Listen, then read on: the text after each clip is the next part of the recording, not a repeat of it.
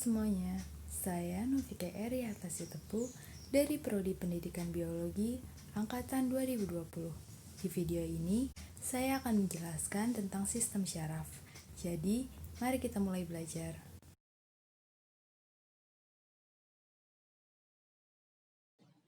Nah, sistem syaraf adalah salah satu bagian jaringan tubuh kita yang berbentuk seperti serabut benang dengan komponen neuron dan neuroglia yang berkumpul membentuk suatu berkas atau biasa disebut dengan vaskulum. Apa sih fungsi dari sistem syaraf itu? Nah, sistem syaraf berfungsi sebagai sistem koordinasi yang bertugas untuk mengendalikan seluruh aktivitas tubuh dengan cara mengantarkan impuls listrik ke seluruh bagian tubuh kita, dengan tujuan untuk mengirim pesan balik ke otak agar organ-organ tubuh kita dapat bekerja secara selaras. Komponen pertama yang akan kita bahas adalah neuron. Neuron ini adalah unit terkecil dan fungsional yang membentuk sistem syaraf. Neuron memiliki panjang 39 inci dan berfungsi untuk mengirim sinyal-sinyal dari otak ke bagian tubuh kita atau sebaliknya. Contohnya, di saat kita mau menggerakkan tangan kita, maka otak kita akan mengirim sinyal melalui neuron ke otot tangan kita agar tangan kita bisa bergerak.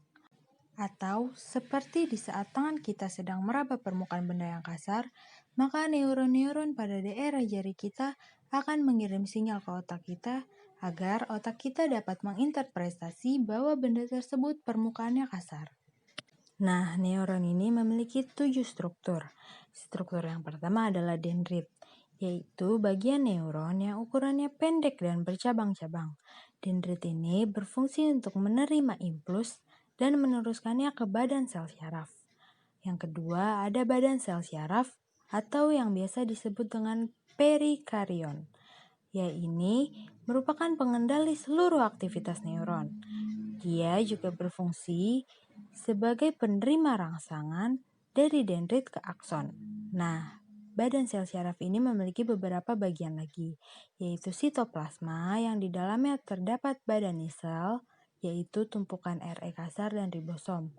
Ada juga nukleus dan organel sel lain seperti mitokondria, badan Golgi, dan neurofibril. Ada juga akson, yaitu bagian neuron yang ukurannya panjang dan memiliki cabang tunggal. Bagian ujungnya terdapat suatu kantong yang berisi neurotransmitter. Nah, neurotransmitter inilah yang nantinya akan menyampaikan impuls saraf ke bagian sinapsis. Yang keempat, ada selubung atau selaput mielin, yaitu pelindung akson yang berisi lemak berwarna putih kekuningan dan bersegmen. Selubung mielin ini disusun oleh suatu sel yang disebut sel Schwann. Bagian akson yang tidak ditutupi oleh mielin disebut nodulus Ranvier. Yang kelima, ada sel Schwann yang berfungsi mempercepat jalannya impuls. Yang keenam ada nodulus Ranvier yang berfungsi untuk melakukan loncatan stimulus saraf. Dan yang terakhir ada sinapsis sebagai penyedia koneksi antar neuron. Berdasarkan fungsinya, neuron dibagi menjadi 3. Yang pertama, neuron sensorik yang berfungsi mengantarkan impuls dari reseptor ke pusat syaraf. Yang kedua, ada neuron motorik yang berfungsi untuk mengantarkan impuls dari pusat syaraf ke efektor. Dan yang ketiga, ada neuron keonektor yang menjadi penghubung antara neuron sensorik dan motorik. Dan berdasarkan jalur sitoplasmanya, neuron dibagi lagi menjadi 3.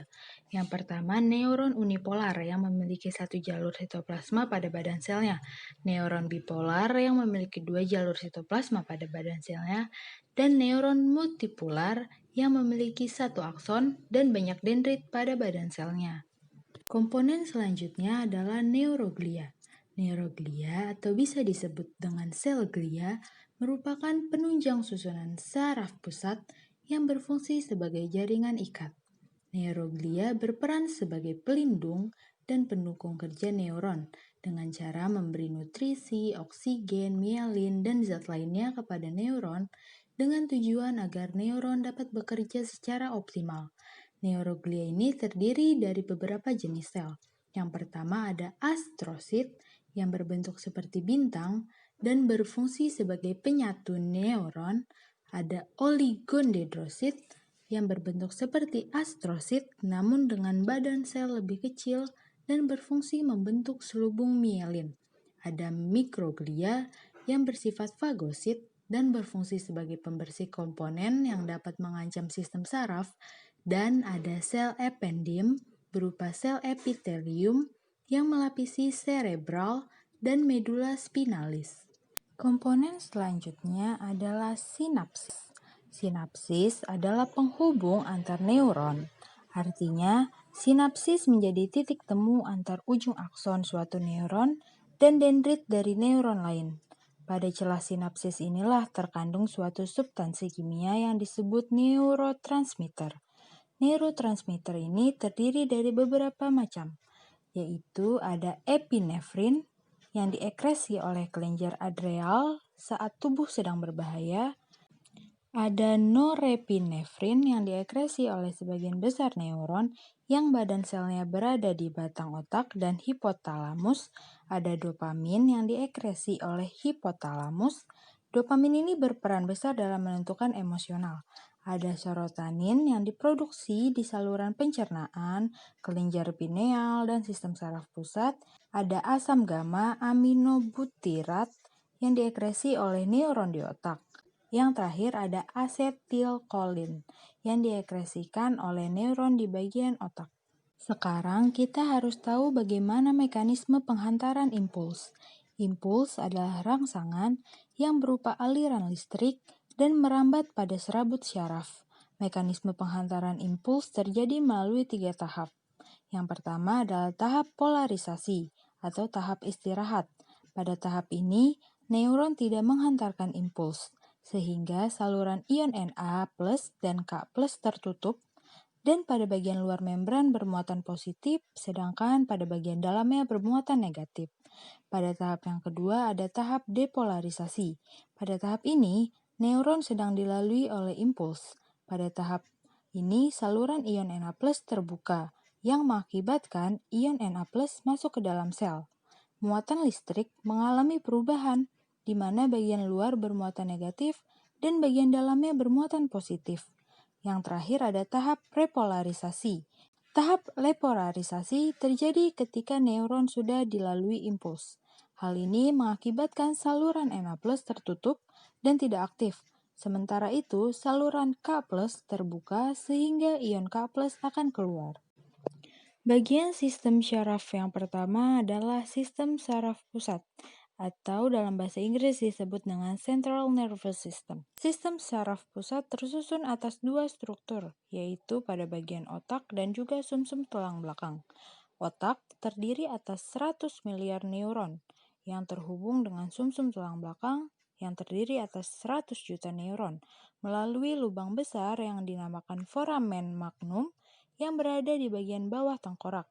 Kedua sistem ini dilindungi oleh suatu selaput yang disebut meninges. Meninges terdiri dari 3 lapisan, yaitu piameter lapisan terdalam, arachnoid lapisan tengah, dan durameter yaitu lapisan paling luar.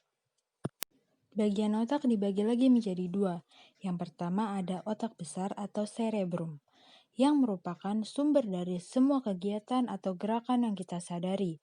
Otak besar merupakan sumber kecerdasan, pusat ingatan, pusat kesadaran, pusat alat indera, dan pusat asosiasi. Otak besar ini terdiri dari beberapa lobus, seperti lobus frontalis yang berwarna kuning, yaitu bagian depan dari otak besar.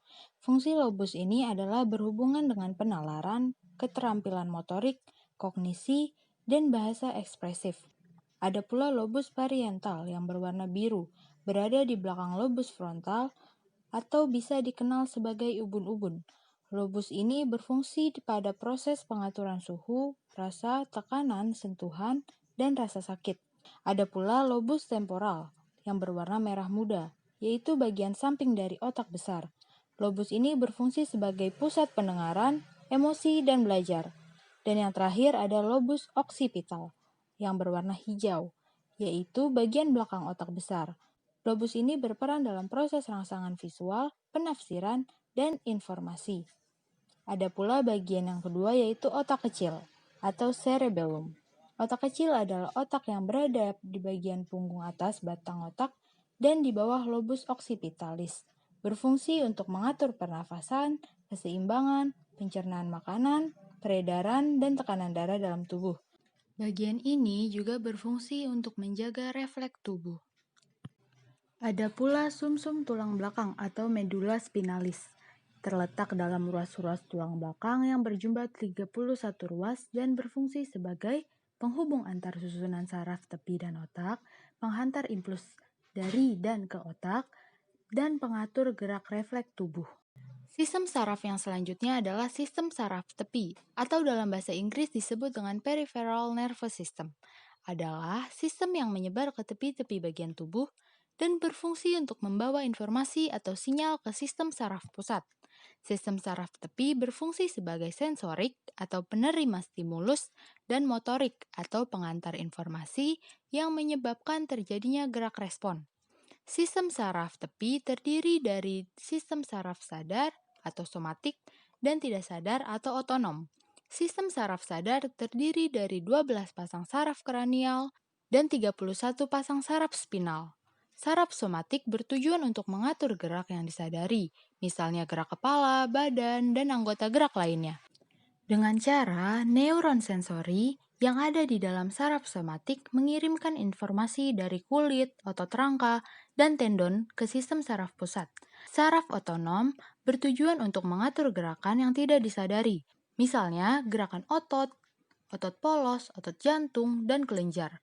Saraf ini dibedakan menjadi dua, yaitu saraf simpatik dan saraf parasimpatik.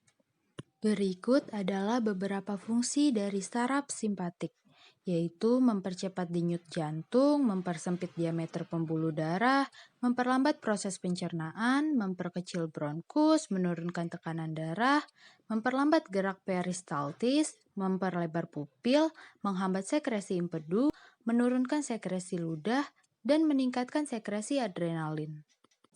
Ada juga beberapa fungsi dari saraf parasimpatik, yaitu menghambat denyut jantung, memperlebar diameter pembuluh darah, mempercepat proses pencernaan, memperlebar bronkus, menaikkan tekanan darah, mempercepat gerak peristaltis, mempersempit pupil, mempercepat sekresi empedu, menaikkan sekresi ludah, dan menurunkan sekresi adrenalin. Dan yang terakhir adalah gangguan pada sistem saraf, seperti meningitis, yaitu peradangan pada selaput meninges yang disebabkan oleh virus atau bakteri. Ada encephalitis, yaitu peradangan pada jaringan otak yang disebabkan oleh virus. Ada neuritis, yaitu gangguan pada saraf tepi akibat peradangan atau tekanan. Ada kesemutan, yaitu gangguan pada sistem saraf sensorik akibat terganggunya metabolisme. Ada epilepsi, atau biasa dikenal dengan ayan, yaitu gangguan menahun yang menyerang saraf. Ada Alzheimer, yaitu gangguan berupa sindrom kematian sel otak secara bersamaan. Biasanya, gangguan ini menyerang para lansia. Dan yang terakhir ada stroke, yaitu gangguan yang disebabkan oleh penyumbatan pembuluh darah di otak. Sekian yang dapat saya sampaikan mengenai sistem saraf. Kurang lebihnya dapat kita diskusikan di bawah kolom komentar.